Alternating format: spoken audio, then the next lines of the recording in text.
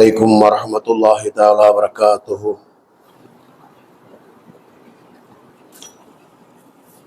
الحمد لله نحمده ونصلي على رسوله الكريم أما بعد.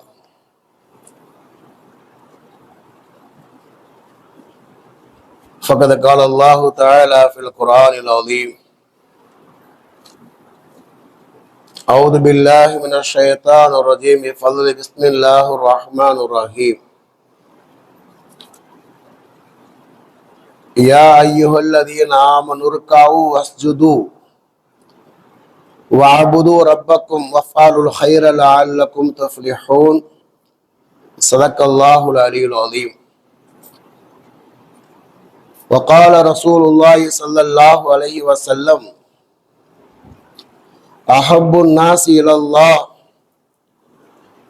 أنفعهم للناس. صدق الله رسوله الكريم. அருளன்பு பண்பில் அளவற்ற உந்தன் திருநாம போட்டை துவக்குகிறேன். அல்லாஹ்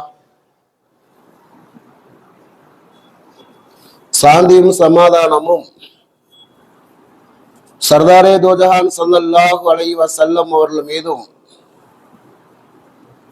அன்னாரின் சான்றுகளை வலுவாது பேணி பின்பற்றிய உத்தம சத்திய சஹாபாக்கள், தாபியன்கள், தபா தாபியன்கள், உலக மூமின்கள், குறிப்பாக அல்லாஹுடைய நல்லருளை நாடி வந்திருக்கின்ற நம் அனைவரும் மீதும் அல்லாஹுடைய சாந்தியும் சமாதானமும் என்றென்னும் நலவட்டுமாக. அன்புக்கும் கண்ணியத்திற்கும் உரிய அல்லாஹுவின் நல்லடியார்களே, அருமை சகோதரர்களே, இந்த வார ஜும்மா பயானுடைய தலைப்பு அல்லாஹுவை அழைத்து வரும் செயல் என்ற தலைப்பில் உங்களிடத்தில் நான் உரையாற்ற இருக்கிறேன். இந்த தலைப்பு கொஞ்சம் வித்தியாசமாக தெரியலாம். நாம் தானே அல்லாஹுவை நோக்கி செல்ல வேண்டும், செல்கின்றோம். அல்லாஹுவையே நம்மின் பக்கமாக அழைத்து வரக்கூடிய செயல் இருக்கின்றதா என்று நமக்கு ஒரு சந்தேகம் இருக்கலாம். இருப்பதாக பெருமானார் ஸல்லல்லாஹு அலைஹி வஸல்லம் கூறுகிறார்கள். இதை பற்றிய செய்திகளைத்தான் உங்களுக்கு நான் இப்போது சொல்ல இருக்கிறேன். அன்பிற்கினியவர்களே, நாம் செய்யக்கூடிய வணக்கங்கள் இரண்டு வகையாக இருக்கின்றது. சில அமல்களை, சில நற்செயல்களை நாம் செய்வதன் மூலமாக அல்லாஹ்வின் பக்கம் நாம் நெருங்குகின்றோம். அது எந்த வணக்கம் என்றால், பொதுவாக நாம் செய்யக்கூடிய எல்லா வணக்கங்களும், அது தொழுகையாக இருக்கலாம், நோன்பாக இருக்கலாம், குர்ஆன் ஓதுவதாக இருக்கலாம், திக்ர் செய்வதாக இருக்கலாம், ஸலவாத்துல் ஓதுவதாக இருக்கலாம், நாம் செய்யக்கூடிய இந்த வணக்கங்கள் எல்லாம் அல்லாஹ்வின் பக்கம் நமது நெருக்கத்தை ஏற்படுத்துகின்றது. அல்லாஹ்வின் பக்கம் நாம் நெருங்கிக் கொண்டிருக்கின்றோம். ஹதீஸே குதுஸியிலே அல்லாஹ் கூறுவதாக பெருமானார் ஸல்லல்லாஹு அலைஹி வஸல்லம் சொன்னார்கள். புகாரி ஷரீஃபினுடைய 6502வது ஹதீஸ். அபூ ஹுரைரா அறிவிக்கிறார்கள்: வமா தகர்ரபு இலைய அப்தி பிஷைஇன் அஹப்பு இலைய மிம்மா இஃப்தரதுது அலைஹி. நான் என்னுடைய அடியானின் மீது கடமையாக்கிய வணக்கத்தை கொண்டு என் அடியான் என் பக்கமாக நெருங்குகின்றான். நன்றாக கவனியுங்கள். அல்லாஹ் எதை நமக்கு கடமையாக்கினானோ அந்த ஃபர்லான கடமைகளை நிறைவேற்றுவதன் மூலமாக அல்லாஹ்வின் பக்கம் நாம் நெருங்குகின்றோம். அந்த ஹதீஸிலே தொடரிலே பெருமானார் கூறுகிறார்கள், அல்லாஹ் கூறுகின்றான்: வமா யஸாலு அப்தி யதகர்ரபு இலைய பின் நவாஃபில் ஹத்தா உஹிப்புஹு. அதல்லாமல் உபரியான வணக்கங்கள் என்னுடைய அடியான் செய்ய செய்ய செய்ய நான் அவன் மீது நேசம் கொள்ள ஆரம்பித்து விடுகின்றேன். ஃபர்லான வணக்கத்தை செய்வதன் மூலமாக நாம் அல்லாஹ்வின் பக்கம் நெருங்குகின்றோம். உபரியான வணக்கங்களை செய்ய செய்ய, உபரியான தொழுகைகள், நோன்புகள், இது போன்ற வணக்கத்தை செய்வதன் மூலமாக என்ன செய்கின்றோம்? அல்லாஹுடைய நேசத்தை பெற்றவர்களாக ஆகிவிடுகின்றோம். அந்த ஹதீஸினுடைய தொடரிலே அல்லாஹ் கூறுகிறான், நான் அவனை நேசிக்க ஆரம்பித்து விட்டால், என்னுடைய நேசத்தை அவன் பெற்று விட்டால், அவன் கேட்கும் செவியாக, பார்க்கும் பார்வையாக, நடக்கும் காலாக, பிடிக்கும் கரமாக நான் ஆகிவிடுகிறேன். அப்படின்னா என்ன அர்த்தம்னா, அவன் எதை கேட்டாலும் அதை நான் தருவதற்கு தயாராகி விடுகின்றேன் என்று அல்லாஹு தஆலா கூறுகின்றான். அப்ப முதல் வகையான வணக்கம் என்னவென்றால், நாம் ஃபர்லான வணக்கங்களை செய்கிற நேரத்திலே, நஃபிலான வணக்கங்களை செய்கிற நேரத்திலே அல்லாஹ்வின் பக்கம் நாம் நெருங்குகின்றோம். இது முதலாவது விஷயம். இதெல்லாம் நாம் செய்து கொண்டுதான் இருக்கணும். ரமலானுடைய காலத்தில் நாம் செய்கின்றோம். சென்ற வாரத்திலே கூட உங்களுக்கு அதை விரிவாக சொல்லப்பட்டது. அதே நேரத்தில் இன்னொரு வணக்கம் இருக்கிறது. என்னவென்றால், அது அல்லாஹ்வை நம்மின் பக்கமாக நெருக்கமாக்கி வைக்கின்ற வணக்கம்.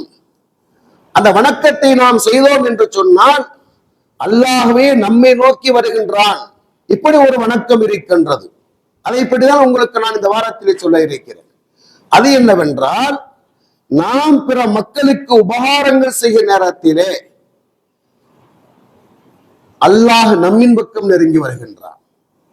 நாம் பிற மக்களுக்கு நம்மால் என்ன உபகாரத்தை செய்ய முடியுமோ, எதிரிலே இருக்கக்கூடியவர் என்ன தேவை உடையவராக இருக்கிறாரோ அந்த தேவை அறிந்து அவருக்கு நாம் அதை உதவிகள் செய்கிற நேரத்திலே அல்லாஹ்வே நம்மை நோக்கி வருகின்றார். இன்னும் சொல்ல போனால் அந்த இடத்திலேதான் அல்லாஹ் இருக்கின்றார். பெருமானார் ஸல்லல்லாஹு அலைஹி வஸல்லம் ஒரு ஹதீஸிலே சொன்னார்கள், மறுமை நாளையிலே அல்லாஹு தஆலா ஒரு அடியானை பார்த்து கேட்பான், அடியானே, பசிக்கிறது என்பதாக இடத்திலே நான் உணவு கேட்டேன், நீ தர மறுத்தாயே. பசிக்கிறது என்பதாக இடத்திலே வந்து நான் உணவு கேட்டேன், நீ தர மறுத்தாயே. புகாரியில வரக்கூடிய ஒரு ஹதீஸ் தான். அந்த அடியான் ஆச்சரியமாக கேட்பான், யா அல்லாஹ், நீதான் எல்லா படைப்புகளுக்கு உணவை கொடுக்கக்கூடியவன், நீ பசிக்கிறது என்பதாக இல்லத்திலே வந்தாய, ஆச்சரியமாக இருக்கிறது என்பதாக அல்லாஹு தஆலா சொல்லுவான். ஒரு அடியாவிடத்திலே பசிக்கிறது என்று வந்தான், உடத்திலே உணவு இருந்தது, அவன் பசிக்கிறது என்பதாக வந்த நேரத்திலே அவனுக்கு உணவு தர மறுத்து அவனை விரட்டி விட்டாய். அந்த நேரத்திலே நீ அவனுக்கு உணவளித்திருந்தால் அங்கே என்னை பெற்றுக் கொண்டிருப்பாய். அல்லாஹ் என்ன சொல்லுவான், அவனுக்கு நீ உணவளித்திருந்தால் அங்கே நீ என்னை பெற்றுக் கொண்டிருப்பாய் என்பதாக அந்த அடியான் ஆச்சரியப்பட்டு போவான். அதுபோல அல்லாஹ் தஆலா ஒரு அடியானை பார்த்து கேட்பான், நான் தாகத்தோடு உன்னிடத்திலே வந்தேன், நீ தண்ணீர் தர மறுத்தாய் என்பதாக அந்த அடியான் கேட்பான், என்ன அல்லாஹ், உனக்கு போய் தாகமா? உனக்கு உடலே இல்லையே, உருவமே இல்லையே, பிறகு எப்படி உனக்கு தாகம் ஏற்படும்? நீ எப்போ இடத்திலே வந்தாய்? அப்போது அல்லாஹ் கேட்பான், இந்த அடியாவனத்திலே தாகமாக இருக்குது என்ற தண்ணீர் கேட்டு வந்தான், நீ தர மறுத்தாய். அவனுக்கு நீ தண்ணீரை கொடுத்திருந்தால் அந்த இடத்திலே நீ என்னை கண்டிருப்பாய் என்பதாக அல்லாஹு தஆலா சொல்வான். அந்த மனிதன் ஆச்சரியப்பட்டு போவான். அல்லாஹு தஆலா அடுத்து ஒரு மனிதனை பார்த்து கேட்பான், நான் உடல்நலம் சரியில்லாமல் இருந்தேன், உடல்நலம் குன்றி இருந்தேன், என்னை நீ நலம் விசாரிக்கவில்லை என்பதாக அந்த அடியான் ஆச்சரியமாக கேட்பான், யா அல்லாஹ், உனக்கே உடலே கிடையாது, உருவமே இல்லை, எப்போது நீ உடல்நலம் குன்றி இருந்தாய் என்பதாக அல்லாஹ் சொல்வான், இந்த அடியான் உடல்நலம் குன்றி இருந்தான். அல்லாஹ் கூறுகிற நேரத்தில் அந்த அடியானுக்கு நினைவு வரும். அதுதான் ஒரு ஹைலைட்டான விஷயம். மறதி என்பதெல்லாம் இந்த உலகத்தோடு முடிந்து போகும். அல்லாஹ் எதையெல்லாம் கேட்பானோ, ஆமா நாமா பதிவேட்டில் எதையெல்லாம் நான் பார்த்தோமோ நமக்கு அதெல்லாம் ஞாபகம் வந்துவிடும். அல்லாஹ் கேட்பான், இந்த அடியான் உடல்நலம் குன்று இருந்தால் நமக்கு தெரியும், நீ அவனை சென்று சந்திக்க மறுத்தாய், அவனுக்கு ஆறுதல் சொல்ல மறுத்தாய். அங்கே நீ அவனை சந்தித்து அவனுக்கு நீ ஆறுதல் சொல்லி இருந்தால் என்னை நீ அங்கே பார்த்திருப்பாய் என்பதாக அல்லாஹு தஆலா சொல்வான். அந்த அடியான் திகைத்து போவான். இந்த ஹதீஸ்ல பெருமானார் ஒரு செய்தியை கூறுகிறார்கள், ஒரு அடியான் எப்போது இன்னொரு அடியானுக்கு உபகாரியாக இருக்கின்றானோ அல்லாஹ்வை அங்கே பெற்றுக் கொள்கின்றான். அல்லாஹ் அவனை நோக்கி வருகின்றான். ஹதீஸ் ஷரீஃபில் நிறைய செய்திகள் வருகின்றது. பெருமானார் ஸல்லல்லாஹு அலைஹி வஸல்லம் சொன்னார்கள், கைருன் நாஸி மன் யன்ஃபஉ லின்னாஸ். பெருமானார் ஹதீஸ்ல சொல்வாங்க, மனிதர்களை சிறந்தவர் யார் தெரியுமா? பிற மக்களுக்கு நன்மை செய்தவர் என்பதாக பெருமானார் சொன்னாங்க. ஒரு ஹதீஸ்ல பெருமானார் இப்படி கூறுகிறார்கள், அது அப்துல்லா உமர் அறிவிக்கிறார்கள், தபரானினுடைய 6026வது ஹதீஸ். பெருமானார் ஸல்லல்லாஹு அலைஹி வஸல்லம் அவர்கள் அழகான ஒரு ஹதீஸை விரிவாக கூறுகிறார்கள். நன்றாக கவனியுங்கள். அஹப்புன் நாஸ் இலல்லாஹ் அன்ஃபஹும் லின்னாஸ், மனிதர்களிலே அல்லாஹ்வுக்கு விருப்பமான மனிதர்கள் யார் என்றால் பிற மக்களுக்கு நன்மை அளித்தவர், பிற மக்களுக்கு உபகாரமாக உதவி செய்தவர். அதோடு நிறுத்திவிடவில்லை. பெருமானார் கூறுகிறார், அஹப்புல் அமால் இலல்லாஹி அஸ்ஸ வஜல், அல்லாஹ்விடத்திலே மிக விருப்பமான செயலும் இதுதான்.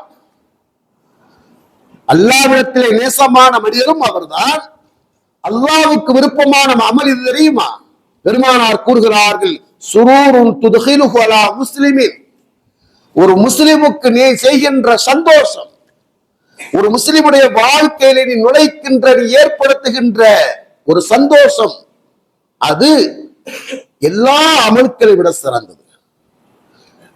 எப்படி நாம் அவருக்கு சந்தோஷத்தை கொடுப்பது? பெருமானார் அழகான விளக்கத்தை, 4 வகையான விளக்கத்தை கூறுகிறார்கள். தக்ஷிஃப் அன்ஹு குர்பத்தன், அவனுடைய இந்த உலகத்துடைய ஏதேனும் ஒரு கஷ்டத்தை நீ நீக்குவதன் மூலமாக, அவர் உலகத்தில் ஏதோ ஒரு கஷ்டத்தில் இருக்கின்றார், அந்த கஷ்டத்தை நீக்குகின்றோம். பொருளாதார கஷ்டமா அவருக்கு உதவி செய்தல், மனதால் பாதிக்கப்பட்டிருக்கிறார் அவருக்கு ஒரு ஆறுதல் சொல்லுதல், அவருக்கு ஒரு அறிவுரைகள் சொல்லுதல், அவருக்கு ஒரு வழிகாட்டுதல் செய்தல், ஒரு பிரச்சனையில் இருக்கிறார் அவருக்கு ஒரு வழிகாட்டுதல். பெருமானார் சொன்னார்கள், ஒரு முஸ்லிமுடைய வாழ்க்கையில் ஏற்பட்ட ஒரு கஷ்டத்தை நீக்குதல், அவர் தக்லியானு தைனா, அல்லது அவர் கடனிலே சிக்கியிருக்கின்றார், அந்த கடனை நிறைவேற்றுதல். 3வது பெருமானார் சொல்லுவாங்க, அவர் தத்ருவானு ஜூஆ, அவருடைய பசியை நீக்குதல். அப்ப என்னன்னா, அவருக்கு சந்தோஷத்தை ஏற்படுத்துவதாக சொல்லிவிட்ட அந்த சந்தோஷத்தின் வழியை பெருமானார் அவர் இந்த 3 வழிகளை கூறுகிறார்கள். அவருடைய கஷ்டத்தை நீக்குவதன் மூலமாகவோ, அவருடைய கடனை நிறைவேற்றுவதன் மூலமாகவோ, அவருடைய பசியை நீக்குவதன் மூலமாகவோ ஒரு முஸ்லிமுடைய வாழ்க்கையை சந்தோஷத்தை ஏற்படுத்துவது எல்லா அமல்களை விட சிறந்ததாக பெருமானார் சொல்லிவிட்டு அந்த ஹதீஸின் தொடரிலே கூறுகிறார்கள், வல அன் அம்ஷிய மா அஹின் ஃபி ஹாதத்தின் அஹப்பு இலைய மின் அன் அதகிஃப ஃபி ஹாதல் மஸ்ஜித் யானி மஸ்ஜித் அல் மதீனா ஷஹரா. ஒரு முஸ்லிமுடைய, ஒரு சகோதரனுடைய ஒரு தேவை நிறைவேற்றுவதற்காக வேண்டி நடந்து செல்லுதல் என்பது என்னுடைய இந்த பள்ளிவாசலிலே மஸ்ஜித் நபவியிலே 1 மாதம் இஅ்திகாஃப் இருப்பதை விட சிறப்பு என்பதாக பெருமானார் ஸல்லல்லாஹு அலைஹி வஸல்லம் சொன்னார்கள். பொதுவாக இஅ்திகாஃப் இருப்பது என்பது எவ்வளவு சிறப்பிற்குரியது. ஒரு நாள் இஅ்திகாஃப் இருந்தாலே ஹதீஸ்ல பெருமானார் கூறுவாங்க, அப்துல்லாஹ் இப்னு அப்பாஸ் ஹதீஸ்ல சொல்லுவாங்க, அடுத்து நான் உங்களுக்கு சொல்றேன். பொதுவாக ஒரு நாள் இஅ்திகாஃப் இருந்தாலே அவருக்கும் நரகத்துக்கும் இடையிலே சலாசு ஹனாதிக் 3 திரைகள் ஏற்படுத்தப்படுகிறது, 3 அகழிகள் ஏற்படுத்தப்படுகிறது. அகல்னா சொல்லுவாங்க இல்லையா, அகல்னா என்ன? எதிரிகள் உள்ள வராம இருக்கிற அந்த குழி தோண்டிப்பாங்களா இல்லையா, அது 3 அகழிகள் ஏற்படுத்தப்படுகின்றது. ஒவ்வொரு அகழியும் வானத்துக்கு பூமிக்கு இடைப்படுத்துவதாக பெருமானார் சொல்வாங்க.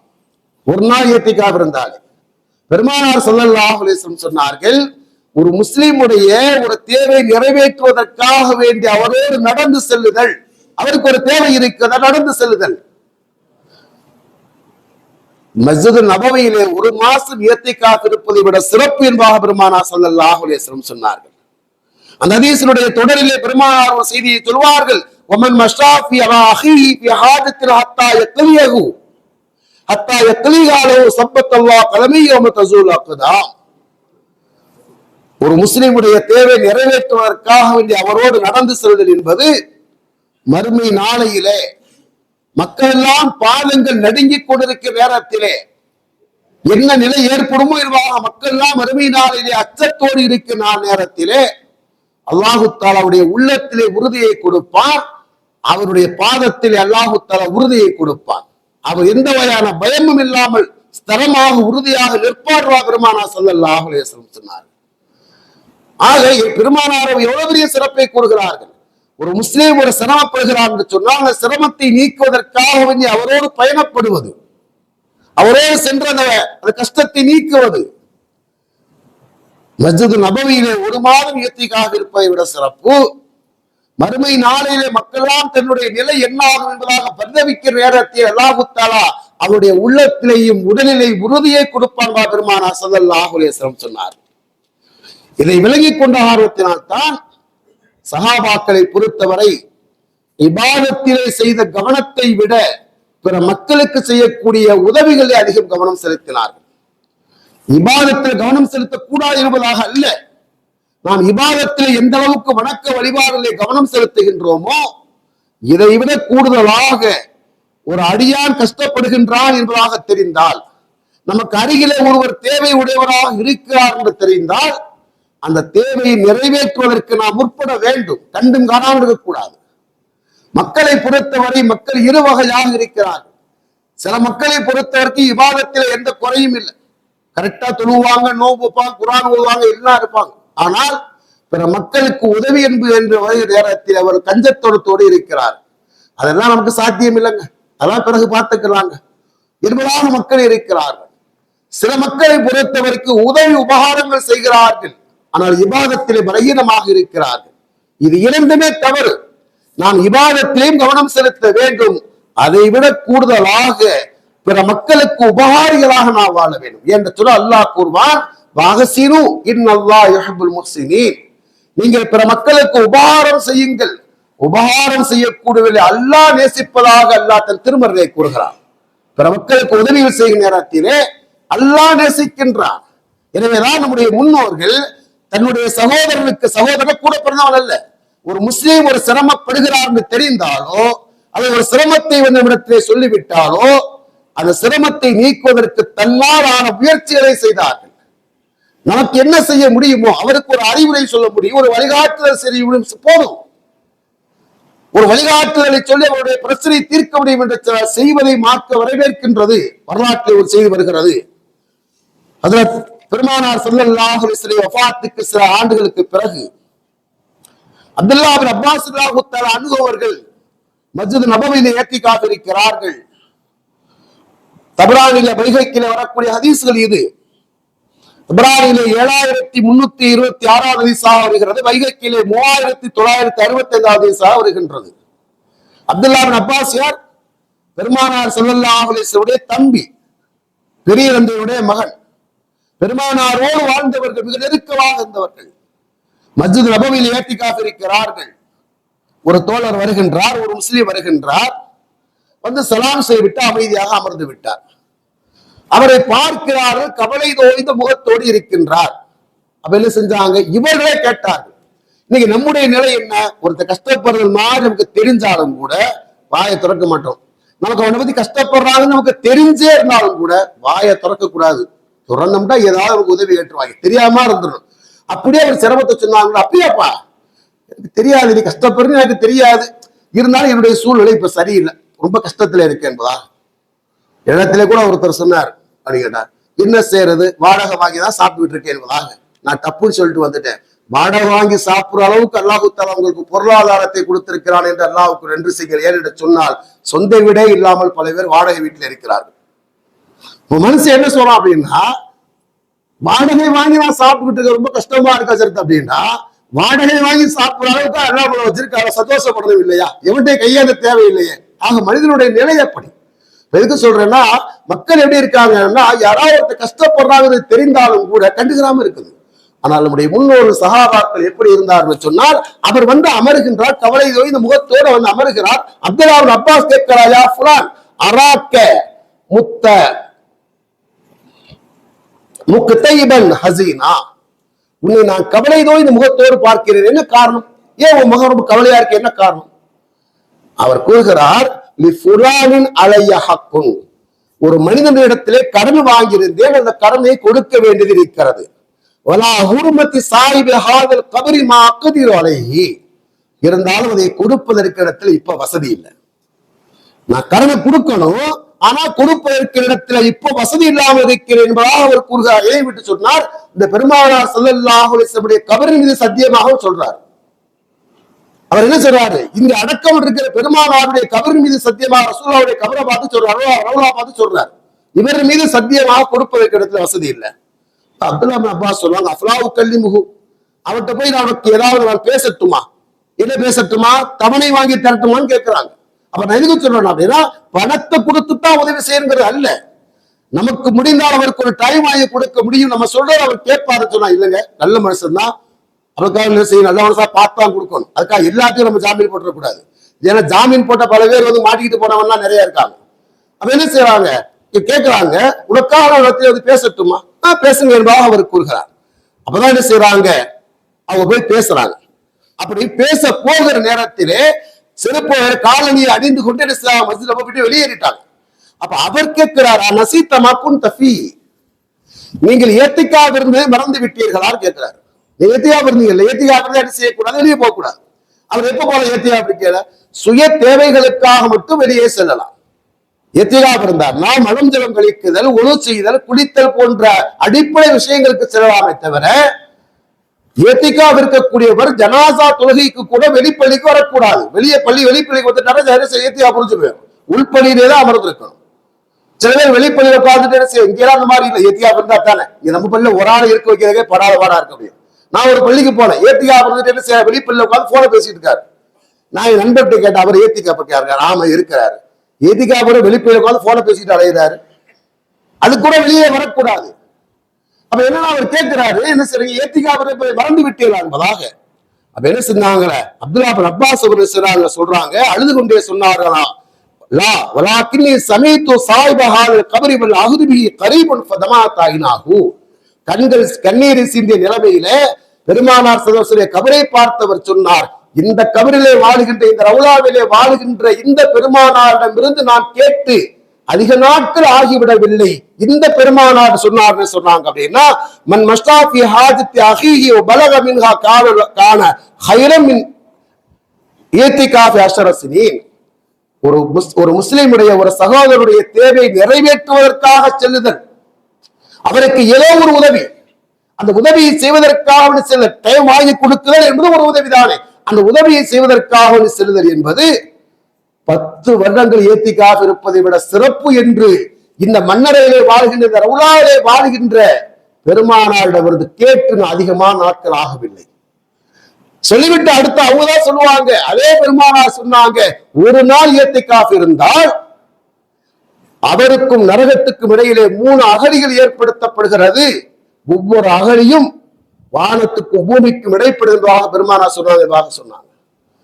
அவ என்னன்னா, நம்முடைய முன்னோர்கள் இபாதத்தை மட்டும் கவனம் செலுத்தவில்லை. தன்னுடைய சகோதரர் ஏதோ ஒருவர் கஷ்டப்படுகிறார் என்று சொன்னால் அவருக்கு தன்னாலான உதவிகளை செய்தல், இது வணக்கங்களை விட சிறந்ததாக அவர் விளங்கி இருந்தார்கள்.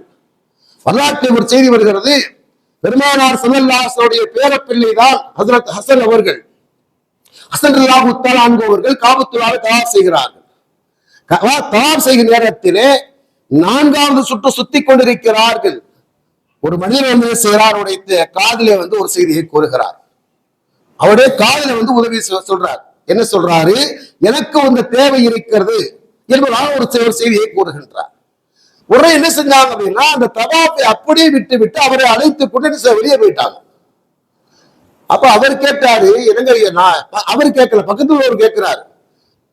என்ன சொல்றாங்க அப்படின்னா, ஏங்க நீங்க தவாப் செஞ்சுக்கிட்டு இருக்கீங்களே, ஏன் நீங்க இதை தவாப்பை நடுவுல விட்டுட்டு போறீங்க, இதை நீங்க முடித்திருக்கலாம் என்பதாக ஹஸன் ரலியல்லாஹு தஆலா அன்ஹு அவர்கள் சொன்னார்கள், பெருமானார் ஸல்லல்லாஹு அலைஹி வஸல்லம் சொல்ல நான் கேட்டிருக்கிறேன், ஒரு முஸ்லிம் தன்னுடைய சகோதரனுக்கு உதவி செய்கிற நேரத்திலே கானலவுக்கு ஹஜ்ஜத்தின் உம்ரத்தின், ஒரு ஹஜ்ஜினுடைய ஒரு உம்ராவினுடைய நன்மை அவருக்கு வழங்கப்படுவதாக பெருமானார் சொல்றாங்க.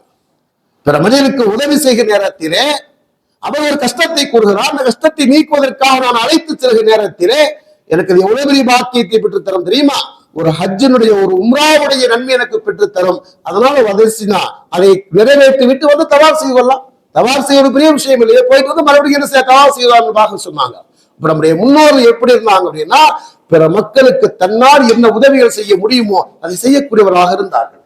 அந்த உதவிகள் செய்வதன் மூலமாக நமக்கு அல்லாஹ் பெரிய உபகாரத்தை செய்கின்றான். நம்ம அடுத்தவங்களுக்கு உதவி செய்யறால் என்ன ஏற்படுகிறது என்பதாக அல்ல, நாம் பிற மக்களுக்கு உதவிகள் செய்கிற நேரத்திலே அல்லாஹ் நமக்கு உதவிகளை செய்கின்றான். பெருமானார் ஹதீஸ்ல சொல்லுவாங்க, மன் நஃபஸ அன் முஸ்லிமின் குர்பத்த மின் குர்பி துன்யா நஃபஸ அல்லாஹ் லஹு குர்பத்த மின் குர்பி யௌமில் கியாமா. யார் ஒரு முஸ்லிமுடைய இந்த உலகத்தின் கஷ்டத்தில் ஒரு கஷ்டத்தை நீக்குகிறாரோ, நஃபஸ அல்லாஹ் அன்ஹு குர்பத்த மின் குர்பி யௌமில் கியாமா, மறுமையினுடைய கஷ்டங்கள் கஷ்டத்தை அல்லாஹு தஆலா நீக்குகின்றான்.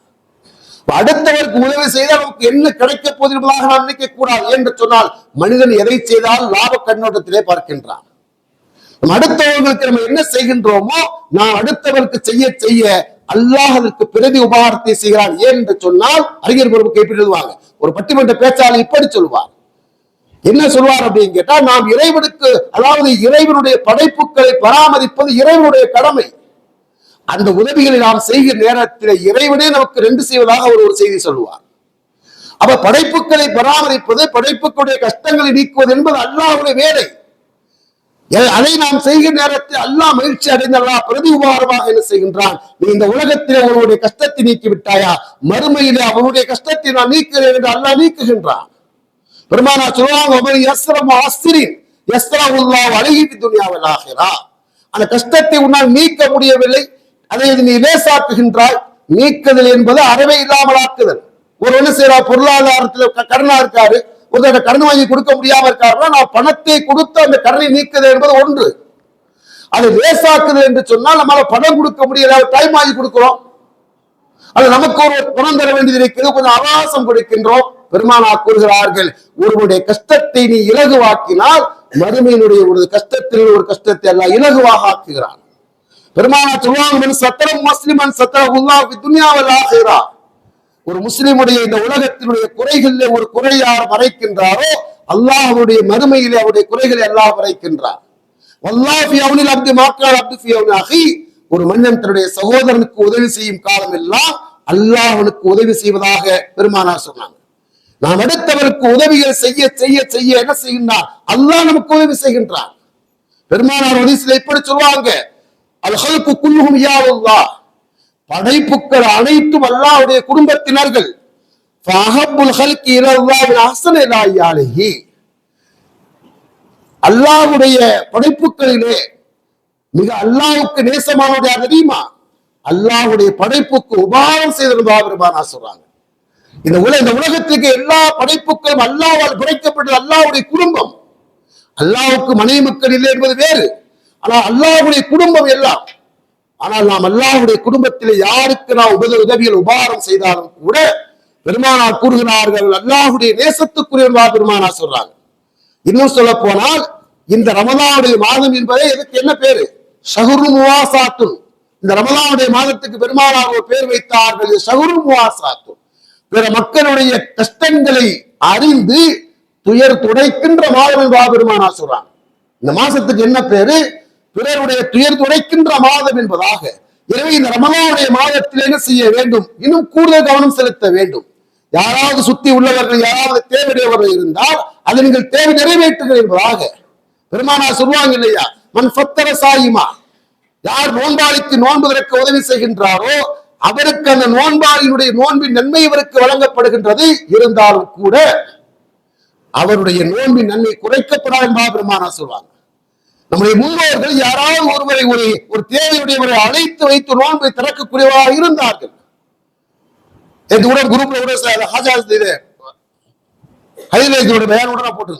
அவங்க சொல்லுவாங்க, அது அப்துல்லா உமர் ரலியல்லாஹு தஆலா அவர்கள் ஒரு நோன்பாளி இல்லாம தன்னுடைய இல்லாம செய்வாங்க, நோன்பு திறக்க மாட்டாங்க.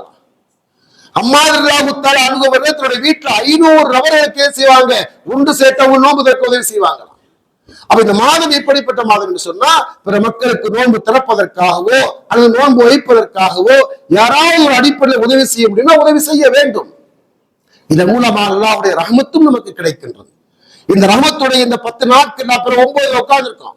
ரமலானுடைய முதல் 10 நாட்கள் ரஹ்மத்துடைய நாட்கள். அவ்வளவு ரஹ்மா பெருமானார் சொல்வாங்க, ரஹ்மத்துடைய நாட்கள்.